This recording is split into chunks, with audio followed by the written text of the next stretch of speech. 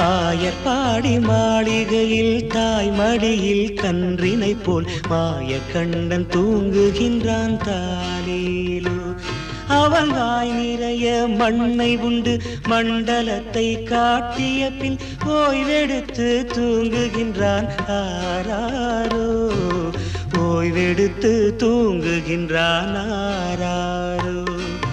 ஆயர்பாடி மாளிகையில் தாய் மடியில் கன்றினை போல் மாய கண்ணன் தூங்குகின்றான் தாலேலோ.